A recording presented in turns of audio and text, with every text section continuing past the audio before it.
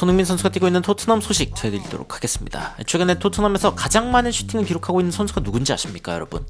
손흥민과 메디슨입니다. 손흥민과 메디슨은 토트넘에서 동일한 양의 슈팅을 기록했고, 그리고 토트넘의 공격적인 면을 가장 잘 보여주는 선수인데요. 그 중에서도 손흥민 선수가 보여주고 있는 슈팅은 이 포스테코글루 감독의 전술이 제대로 나타났을 때 어떤 모습이 되는지를 아주 극명하게 보여주고 있습니다. 어떤 이야기인지 바로 들어가 보시죠.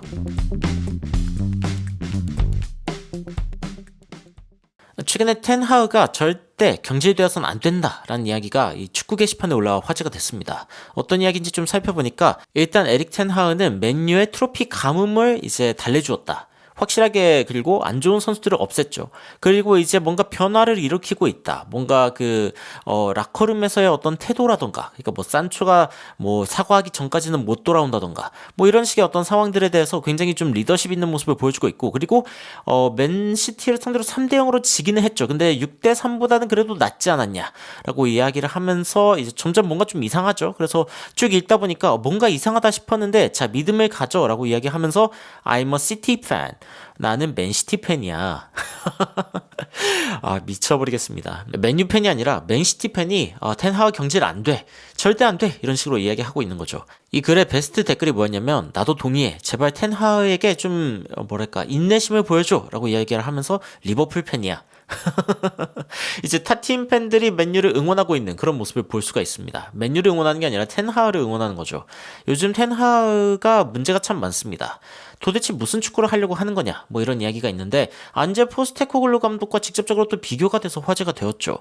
어떤 내용인지 좀 살펴보면은, 스카이 스포츠에서 제이미 캐러거 그리고 게리 네빌이 최근에 이 맨유가 왜 이렇게 못하는 건지, 맨유가 최근에 당한 수모에 대해서 이제 이야기를 하고 있었는데, 게리 네빌이 뭐라고 변명을 했습니다. 그 변명이 뭐였는지는 뭐 볼 필요도 없습니다. 거의 뭐 쓸데없는 이야기였고, 근데 캐러거가 이제 그런 식으로 이야기를 합니다.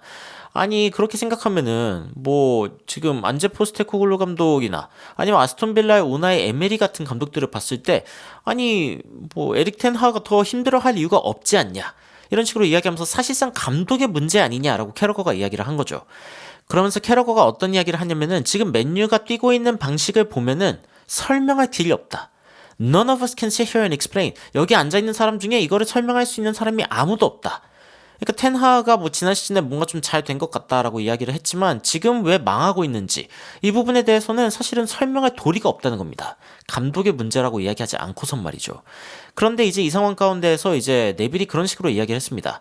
뭐 우나이 에메리 같은 뭐 감독, 혹은 안제 포스테코글루 감독, 이런 사람들은 stable environment, 굉장히 안정적인 환경에서 이제 감독이 되었다라고 이야기를 하는 거죠. 그런데 게리 네빌이 자기가 무슨 얘기를 하고 있는지 듣기나 하고 있는 건지 모르겠습니다. 완전 말도 안 되는 소리죠. 왜냐면은 토트넘도 뭐 무리뉴 떠나고 그리고 콩테 떠나고 최악이었습니다, 분위기가.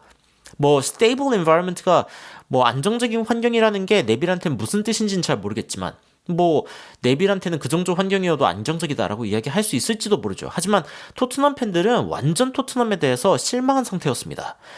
혹시 기대치가 낮았다라는 말을 이제 이야기를 하려고 한 거면은 뭐 그 정도는 동의가 될까 말까 싶은데, 근데 스테이블, 안정적이었다, 이 말은 사실 말도 안 되죠. 그래가지고 이제 캐러거도 이 말을 합니다. 네빌, 너 진짜 말도 안 되는 소리 하고 있다.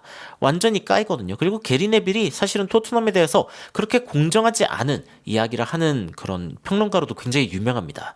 그래서 게리 네빌이 뭐 손흥민 선수를 비판하거나 토트넘을 비판하죠. 여러분들 뭐 거의 귀담아 들을 가치조차 없는 이야기라고 보시면 되고, 최근에 축구 해설가들이 토트넘에 대해서 다루는 방식이 그렇습니다.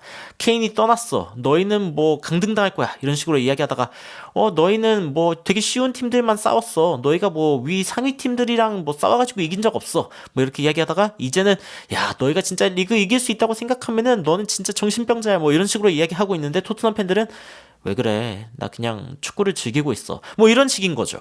여튼 평론가들이 요즘 토트넘에 대해서 굉장히 관심이 많습니다. 그런데 관심이 많은 데에는 이유가 있습니다. 뭐 아니 땐 굴뚝에서 연기가 난다, 뭐 이렇게 이야기하는 사람도 있을 수 있겠지만, 지금 토트넘의 굴뚝에서는 연기가 미친 듯이 나고 있습니다. 2023-24 시즌 토트넘이 얼마나 공격적인지를 보여주는 부분인데, 일단 공격 지역에서의 태클 숫자가 지금 비중이 비약적으로 늘고 있습니다. 이 과거 3개의 시즌과 비교했을 때 토트넘은 훨씬 더 공격적인 지역에서 이제 수비까지 열심히 하고 있다라는 것을 보여주고 있는 그런 장면이라고 이야기할 수 있고, 그리고 또 하나의 지표를 살펴보면은 일단 터치 자체가 공격 지역에서 훨씬 많아졌습니다. 지금 토트넘의 공격 지역에서 갖고 가고 있는 이 수치 거의 뭐 30% 정도 되는 수치거든요.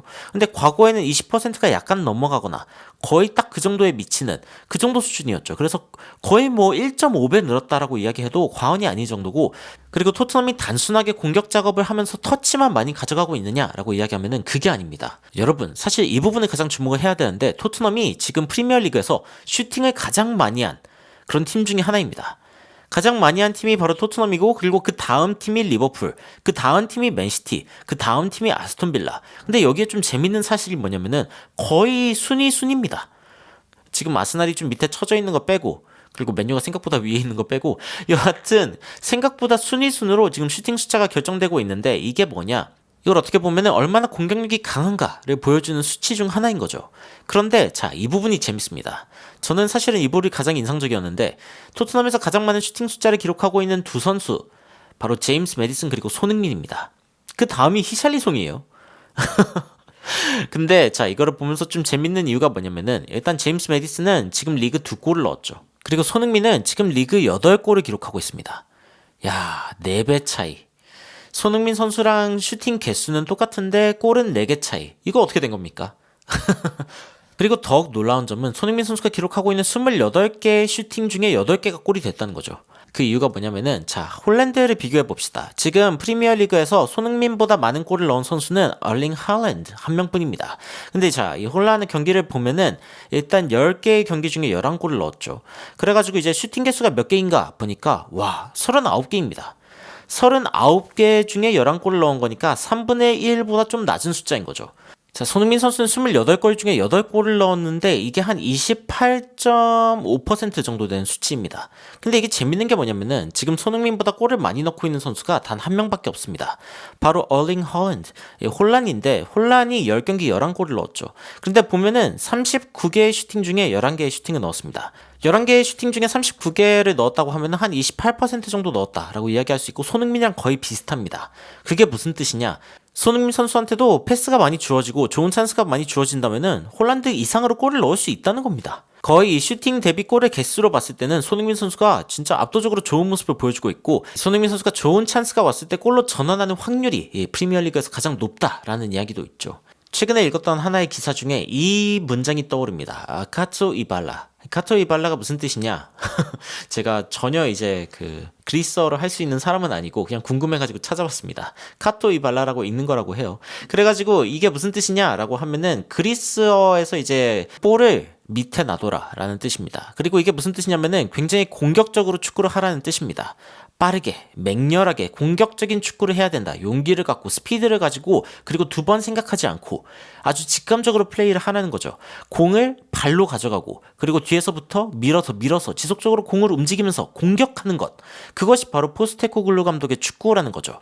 그리고 절대로 공을 이렇게 잡고 있지 말고 지속적으로 압박을 주고 빠르게 공을 이제 전개를 하려고 하고, 지속적으로 상대방이 비어있는 곳을 보면서 빠르게 플레이하고, 그리고 패스를 할 때 발로 직접적으로 이제 패스를 하면서 지속적으로 공을 그라운드 위에 놔둬라 라고 이제 이야기를 하고 있는 거죠. 그래서 이런 포스테코글루 감독이 보여주고 있는 이 공격적인 전술, 그것을 실제로 토트넘에서 실현하게끔 해준 선수가 누구냐라고 이야기하면은 단연 손흥민 선수를 뽑을 수밖에 없습니다.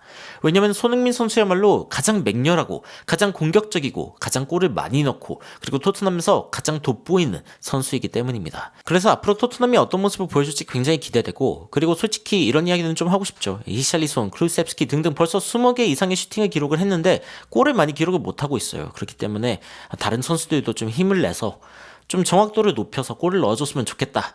어쨌건 토트넘 선수들이 모두 잘 되어야 손흥민 선수도 우승을 할 수 있는 거니까요. 이번 시즌 어쨌건 토트넘이 우승에 대한 이야기가 나오면서 수많은 팬들의 어떤 질투심을 받고 있는데, 이런 토트넘의 기세가 어디까지 이어질지 놀라운 논란에서 한번 지켜보도록 하겠습니다. 더욱 놀라운 이야기들을 전해듣기 위해서는 구독과 좋아요 부탁드리면서, 여러분들의 의견 댓글로 남겨주시면 더욱 흥미로운 소식으로 찾아뵙도록 하겠습니다. 이상 놀라운 논란 미스터 논란이었습니다. 시청해주셔서 감사합니다. You are my sunshine, my only sunshine. You make me happy home and away.